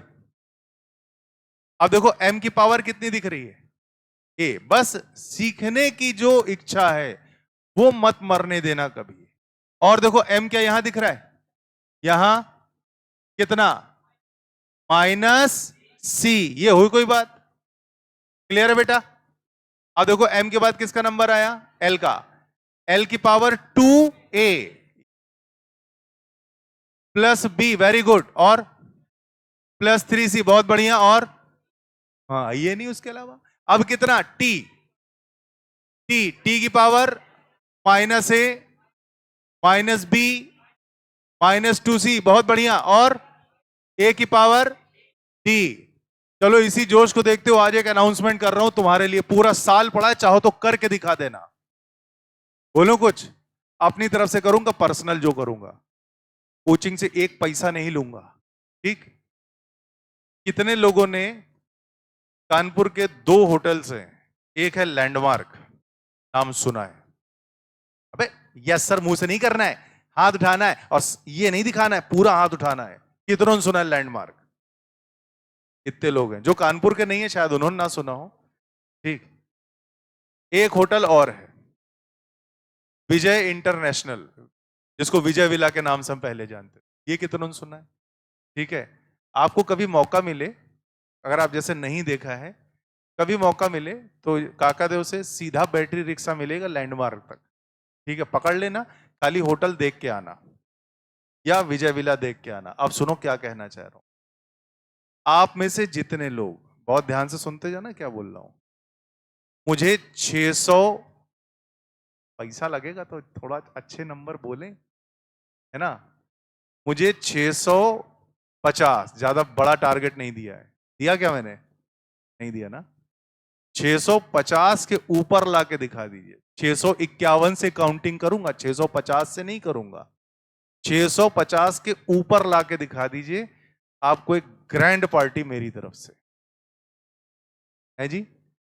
ये कोचिंग के टेस्ट की बात नहीं कर रहा हूं दीदी, समझी? कल का टेस्ट है, ये नीट के स्कोर की बात कर रहा हूं। मैंने थोड़ी देर पहले क्या बोला था? अभी पूरा साल पढ़ा है आपके पास, बोला था ना। काहे के लिए पढ़ा है? टेस्ट के लिए पढ़ा है? नहीं ना। नीट में 650 के ऊपर लाने, भले आप 651 ले आओ, मेरी तरफ से ग्रैंड पार्टी। ठीक है, चाहे जितने पैसे खर्चा हो हम करेंगे, और जितने लोग हो जाए सबको एक साथ ले जाऊंगा, सबको जो कहोगे वो खिलाऊंगा, ठीक है ना। लेकिन पीना मेरी मर्जी से होगा। ठीक है सर, वो रखी सर, हमको चाहिए। ठीक है, तुम्हारा कोई भरोसा थोड़ी ना है, राइट। तो पार्टी डन है मेरी तरफ से। अब ये कौन कौन हमसे पार्टी ले सकता है वो आपके ऊपर है। अपने अपने खर्चे पे ले चलूंगा, ये नहीं कि कोचिंग से। रिकॉर्ड हो रहा है, सबूत तुम्हारे पास आ रहा है, ठीक है ना मैं मुकर पाऊंगा और तुम तो क्या मुकरोगे, तुम तो खाली करके दिखा दो बस मुझे, फिर देखना है भाई। जबरदस्ती क्या? जबरदस्ती हम तुम्हारी आत्मा नहीं निकाल लेंगे। आओ इधर। अब देखो ये पूरा लिख गया, तो m की पावर 1, l की पावर 2, t की पावर -3, a की पावर -1। बोलो क्या कहते हो? समझ गए? कोई दिक्कत? अभी सुनिएगा, कंपेयर करो भाई साहब, कंपेयर करो, कंपेयर करो। a माइनस सी की वैल्यू 1, पहला लिखा a minus c equal to 1, दूसरा लिखा 2a plus b plus 3c, 2a plus b plus 3c equal to कितना? 2 मिला। और तीसरा minus a minus b minus 2c, minus a minus b minus 2c equal to -3। और सुनो, picture अभी बाकी है मेरे दोस्त। a की value d, d equal to -1। सबसे पहले कौन सॉल्व हुआ? d। क्या ये आई बात समझ में? ये तो अलग ही टर्म है, इंडिपेंडेंट हो गया, कोई मतलब नहीं इससे। अभी हमको निकालना है a minus c equal to 1, 2a plus b plus 3c equal to 2। और अच्छा एक बात, इसकी जिंदगी से क्या हम नेगेटिविटी छीन लें? है ना, इसको पॉजिटिविटी प्रदान करें, देना चाहिए, पुण्य का काम होता है बेटा। तो इसको तुम ये लिख सकते हो, a plus b plus 2c equal to 3। क्या ये समझ आई क्वेश्चन? ठीक है भाई, क्लियर है? अब बताओ सॉल्व कैसे होगा? ये बुद्धि लगानी पड़ेगी बेटा, ये अकल लगानी पड़ेगी तुमको, ये अकल लगानी पड़ेगी। सॉल्व कैसे होगा जल्दी बताओ। देखो, जब कुछ ना सूझे, सुनो ध्यान से, नहीं समझ में आ रहा ना कैसे सॉल्व करना है, कुछ ना सूझे तो एक काम कर लेना, सुनते जाना। मैंने कहा जब कुछ ना सूझे तो एक काम करना, किसी भी एक टर्म को इधर पहुंचा दो। जैसे ये -c है तो इसको क्या लिख सकते हो? 1 प्लस लिख सकते हो कि नहीं इसको? अब a की वैल्यू कितनी मिली? 1 प्लस सी। क्या यहां रख सकते हो 1 प्लस सी? रख सकते हो कि नहीं? जैसे ही तुम यहां पे 1 प्लस सी रखोगे तो a तो गायब हो गया, केवल b और c में इक्वेशन बची। और जैसे ही a की वैल्यू यहां 1 प्लस सी रखोगे, a फिर गायब हो गया, केवल b और c में इक्वेशन बची। सॉल्व हो सकता है कि नहीं? बोलो बेटा, सॉल्व हो सकता है नहीं? तो आ जाओ फिर बात करते। देखो,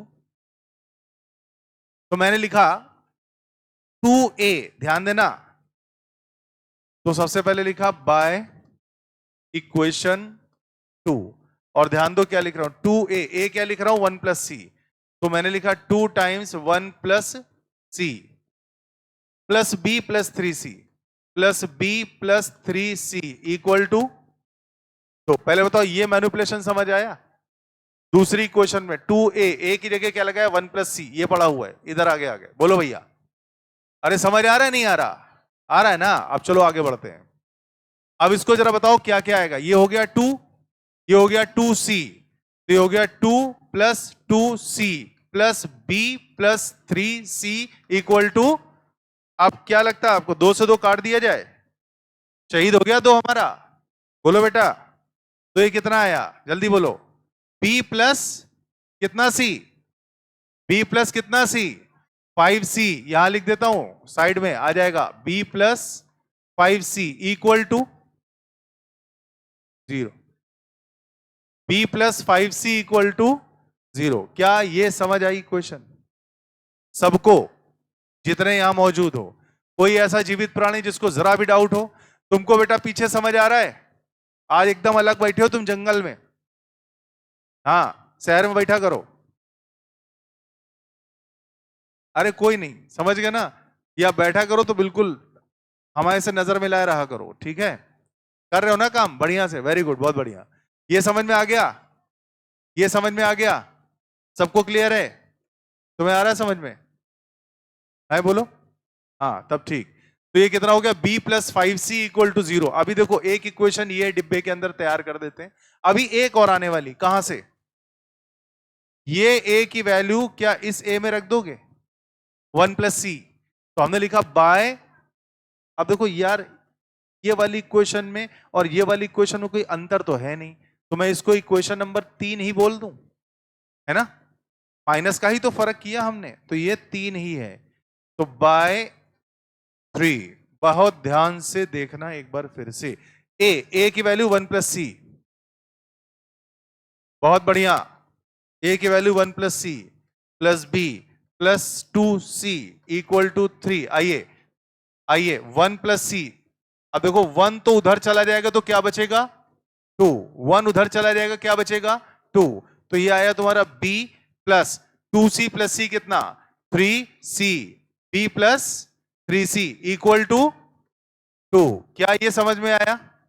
बन गई दो इक्वेशन b और c में, तो b निपटा लो। अच्छा इसी के नीचे मैं ये वाली लिख दे रहा हूं, देखेगा थोड़ा ध्यान से, ये वाली इक्वेशन को मैं नीचे ला रहा हूं, क्या लिखा b plus 5c equal to 0। अब भैया जी एक काम करते हैं, इसको जरा यहीं पे क्या करेंगे, जोड़ें या घटाएं? घटा दें, b कट जाएगा। जोड़ें या घटाएं? घटा दें, b कट जाएगा। समझ में आई कि नहीं आई बात? तो घटा लें, घटाया घटाया, माइनस माइनस माइनस, फिर से कुछ वैसी संख्या आई, 3c माइनस 5c, बेटा कितना आया -2c, और ये 2, तो c की वैल्यू -1 दिखाई दी। बोलो c की वैल्यू -1 समझ में आई? इधर सबको आई समझ में, आप सबको बीच में, उधर क्लियर है? अच्छा बहुत बढ़िया। अब जब c -1 आ गया, ओहो ये देखो, ये देखो ये उड़ता हुआ आया, कितना आ गया, ये -1 था, उड़ता हुआ यहां पहुंचा, a कितना हो गया 0, a हुआ 0। कितने सॉल्व हो गए देखो, अभी तक d पता चल गया, a पता चल गया, c पता चल, b पता लगा क्या? कौन बोला? b पता लगा क्या? अब पता लगेगा, ठीक है। c कितना आ गया -1। अभी सबसे आसान इक्वेशन ढूंढो, ये b प्लस 3c है, b plus 3c equal to 2। जरा यहीं से आ जाओ, जरा यहीं से आगे आओ, b plus 3 into -1 equal to 2।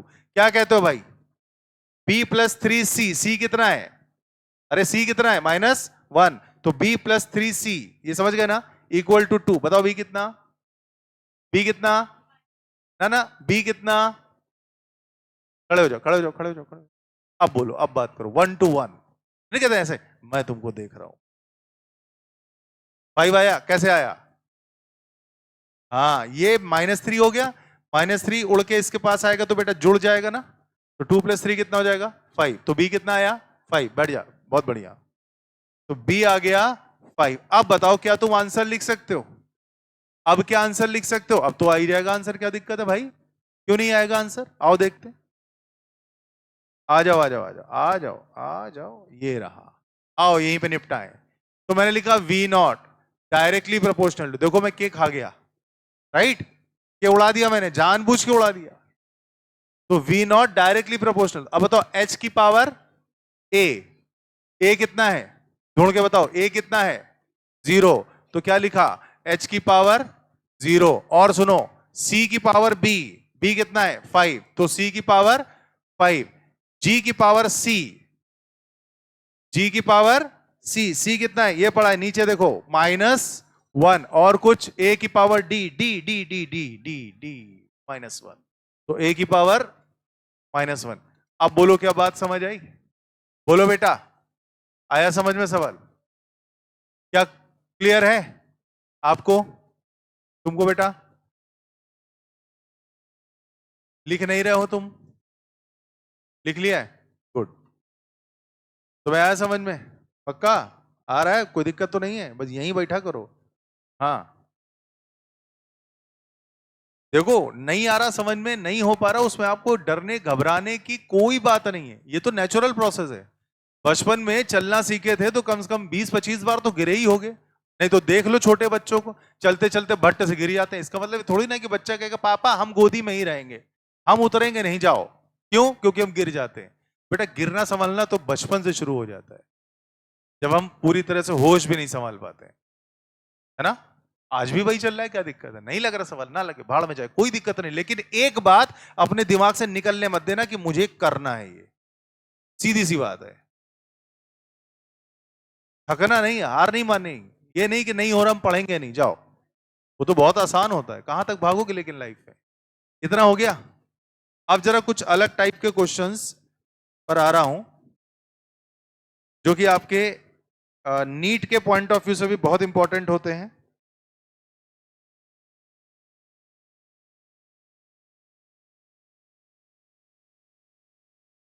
Matching column, आ जाओ सीधे सीधे। मैचिंग कॉलम में अभी मैं आपको बता दूं कौन सा आपको नहीं देखना था। पहला देख सकते हो, दूसरा मत देखना क्योंकि वो एरर्स का है। तीसरा कर सकते हो, चौथा मत करना, पांचवा कर सकते हो, ठीक। तो आ जाओ बेटा मैचिंग कॉलम पे, इसी बात पे। अच्छा, मैचिंग कॉलम नंबर 5 क्या तुम भर सकते हो, क्योंकि मैंने तुमको बोल्ट्जमैन कांस्टेंट बताया, कोफिशिएंट ऑफ विस्कोसिटी जो टिक लगे हैं उन्हीं में से मिल जाएगा आपको, जो लोग नए लोग हैं, बाकी जो पुराने हैं उनको तो मैंने एक एक टर्म पूरा यहां डिराइव करके दिया हुआ है, मैं आप लोगों को भी बता दूंगा, बट जब आप क्लास लोगे उसकी तब। प्लैंक कांस्टेंट आज ही इस्तेमाल हुआ है। थर्मल कंडक्टिविटी आपकी बुकलेट में मार्क्ड है, फॉर्मूला कर लिया था, गुड। कौन सा,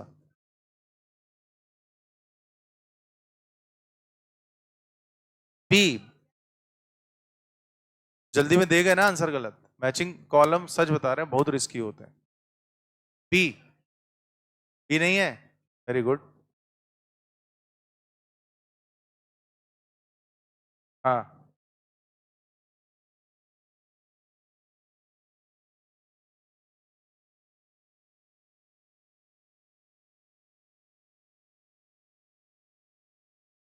किस की बात कर रहे हो, बी ऑप्शन में,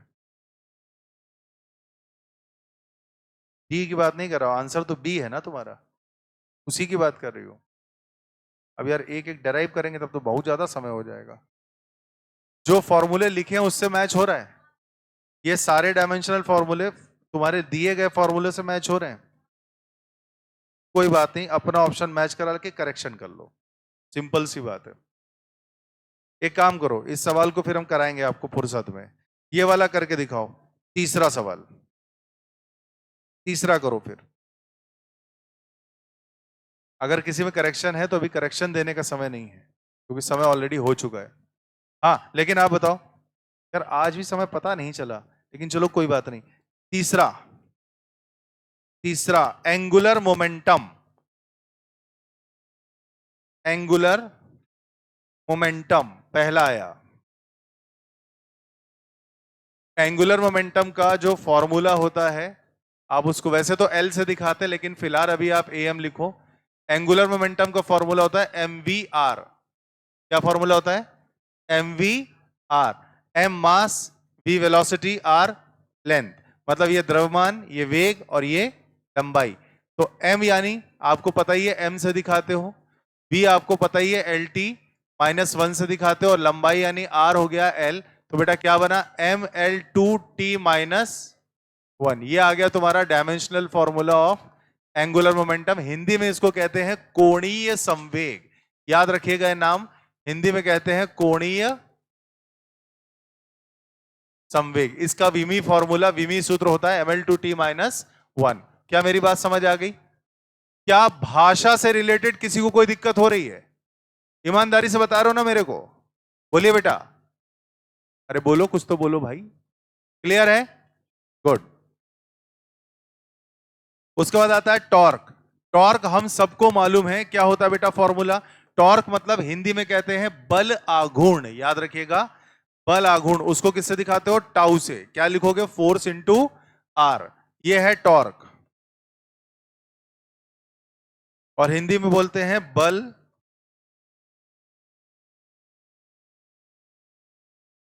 आघूर्ण। ठीक है, अब देखो फोर्स का मालूम है तुमको, mlt-2, और इसका हो जाएगा L। कितना बना? ml2t-2। एनर्जी की तरह दिख रहा है, ऊर्जा की तरह दिख रहा है। याद रखना, कभी कभी सेम डायमेंशन वाले भी पूछे जाते हैं। ठीक है, तो ये हो गया टॉर्क। तीसरा इंडक्टेंस।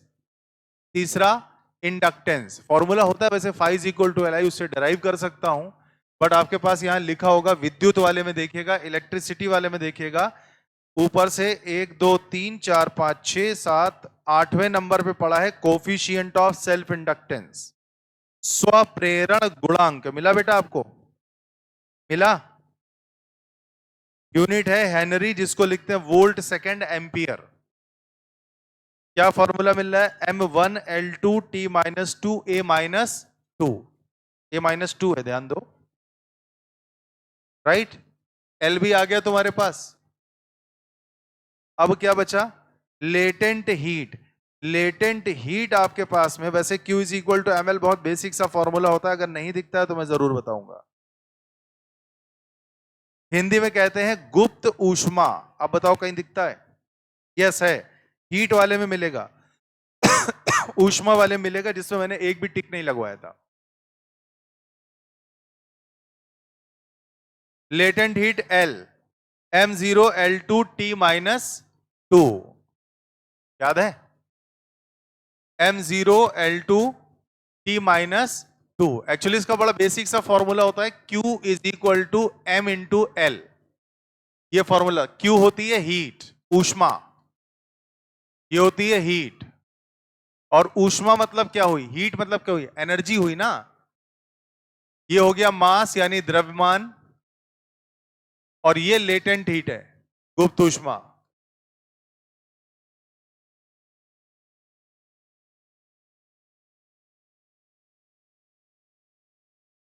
ठीक, अभी सुनो बात को।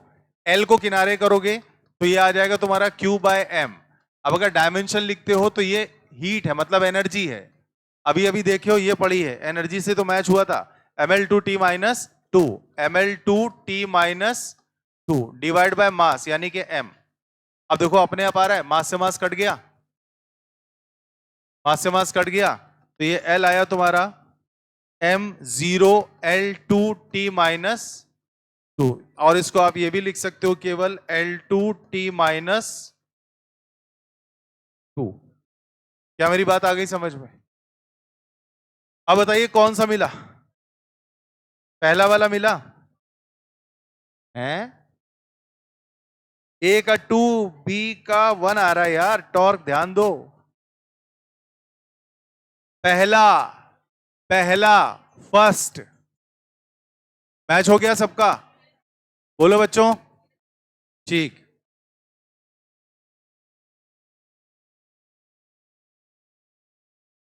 एक सवाल और करते हैं, उसके बाद छोड़ते हैं class. F is equal to, ये numerical type questions, F is equal to A sin beta t plus C cos dt। कराया था इस तरह का सवाल न्यूमेरिकल टाइप में। दूसरा, अच्छा कितनों ने स्वयं से किया? हाँ वही समस्या है ना, इसीलिए करा रहा हूं। ऐसा पेपर, ऐसा क्वेश्चन टेस्ट में भी आ रहा है तुम्हारे, देंगे ही हम तो, क्योंकि मैंने तो कराया क्लास में। तो इसको भी देख लो जरा। अब मैं इसको थोड़ा जल्दी कराऊंगा, तो जो आज पहली बार आए हो उनको दिक्कत आएगी समझने में, बट अभी मैं आपको पढ़ाऊंगा तो ये चीज समझा दूंगा, ठीक है? तब आपको दिक्कत मैं सॉल्व कर दूंगा। हाँ भाई साहब देखिए जरा ध्यान से। F is equal to a sine beta t plus c cos d t. Numerical type में दूसरा सवाल, F is equal to a sine b t plus c cos d t. ये है। पहली बात तो ये याद रखना, कल मैंने जब एक्स्ट्रा क्लास ली थी आप लोगों की डायमेंशन वाली, तो एक बात समझाया था कि जो डायमेंशन यहां होगी वही डायमेंशन यहां होगी, ठीक? एक बात और समझाई थी कि जो डायमेंशन इसकी होगी वही डायमेंशन इसकी होगी। अब जो यहां पे डायमेंशन है वो ये पूरे में है, और इन दोनों का भी सेम है। तो क्या ऐसा लिख सकते हो कि फोर्स का डायमेंशन इसके बराबर होगा और फोर्स का डायमेंशन इस वाले के भी बराबर होगा? क्योंकि फोर्स में केवल फोर्स ही तो जुड़ेंगे, और तो कुछ जुड़ नहीं पाएगा। तो क्या हुआ फिर? मैंने लिखा भाई साहब ऐसा है, ए साइन पीटी का जो डायमेंशनल फॉर्मूला है वो किससे मैच किया? फोर्स से। और अभी एक कमाल है, एक बढ़िया बात। कौन सी? वो सुनना। साइन क्या होता है? नंबर होता है। जैसे साइन 30 होता है 1/2, तो नंबर हुआ ना। नंबर में कोई डायमेंशन होती है भाई साहब? ए की डायमेंशन तो आ गई, ए की वही डायमेंशन होगी जो एफ के पास में है। तो अति चमत्कारिक ढंग से ये सॉल्व हुआ। ए के पास कौन सी डायमेंशन आई? जो फोर्स के पास में है। तो आप लिख सकते हो एम एल टी -2। अच्छा यार एक बात बताओ, सेम काम सी के साथ भी तो होगा, है ना भैया? लिख दूं कि ना लिखूं? लिख देता हूं, ठीक है? क्या मेरी बात समझ आई? भाई अगर साइन एक नंबर है तो कॉस भी तो एक नंबर है। क्लियर है? फिर एक बात ध्यान दो, मैंने आपको एक चीज और समझाई थी। बोलो अच्छा क्या समझाया था? देखिए किसको याद है? साइन के अंदर वाली क्वांटिटी के टोटल डायमेंशंस क्या होते हैं? डायमेंशनलेस होता है। देखिए यहां पे एंगल का पार्ट होता है। बेटा आत्मा यहीं बुला लो क्लास के अंदर, कहीं बाहर भटक रही है कि नहीं? तो साइन के अंदर जो क्वांटिटी होती है वो कैसी होती है? डायमेंशनलेस होती है। तो बीटा टी अगर तुम ध्यान दोगे तो बीटा टी, इसका डायमेंशनल फॉर्मूला m0l0t0 हो जाएगा। तो बीटा को अलग करो, टी का डायमेंशन लगा दो टी, ये हो गया m0l0t0। बोलो भैया, ये नीचे जाके ऊपर आएगा तो बीटा का डायमेंशन क्या हो जाएगा? टी की पावर -1। लेकिन इसको सम्मान देते हुए मैं पूरा ही लिख दे रहा हूं m0l0t-1, या केवल आप ऐसे भी लिख सकते हो टी की पावर, जो अच्छा लगे। इसी तरह मुझे डी बताओ। टी का देखो, अगर टी का डायमेंशन टी है तो बीटा का डायमेंशन t-1 ही होगा, क्योंकि ये डायमेंशन नेट में कैंसिल होना है। इसी तरह अगर ये टी का डायमेंशन टी है तो डी का क्या होगा? कितना होगा? t-1। इधर नहीं समझ आया? आया क्या? है ना? नहीं आया ना? आंखें बता रही थी बेटा तुम्हारी, डाउट है। चेहरा पढ़ने में और आईज पढ़ने में हम बहुत उस्ताद हैं, और तभी डिसाइड कर रखा है जब टीचिंग छोड़ेंगे तो बाबा बनेंगे। हाँ हाँ भैया सुनिए ध्यान से, ये अंदर वाला टर्म डायमेंशनलेस है, ठीक? तो मैंने बोला बीटा टी हो गया m0l0t0। टी का डायमेंशन लगाया, नीचे भेजा, नीचे भेज के ऊपर करोगे ना जब, अबे ये किया, देखो ध्यान से, m0 m अरे m0l0t0, और इधर से t ये ऐसे नीचे। अब बताओ जब ये ऊपर जाएगा तो -1 दिखाएगा? सेम है ना। अब देखो जब बीटा टी है तो बीटा कितना आया, t-1, तो वहां पे dt है, बीटा है कि बी है, अरे यार बी है, मैंने बीटा, कोई दिक्कत तो नहीं, मैंने बीटा लिख दिया तो। हाँ अब ये क्या है, ये dt है, तो अगर bt में bt की पावर -1 है तो dt में d क्या होगा, ये भी तो सेम ही है, टर्म तो सेम ही है। तो क्या इसी को अपन लोग टी के नाम से लिख सकते हैं? तो चारों डायमेंशन आ गए, ए बी सी डी। ए और सी किसके डायमेंशन में आ गए, फोर्स के। बी बी और डी किसके डायमेंशन में आ गए, टाइम के इनवर्स, समय का उल्टा। रितेश बाबू नहीं समझ आया ना, है आ गया, समझ गया भाई, क्लियर है, समझ में आ गई बात।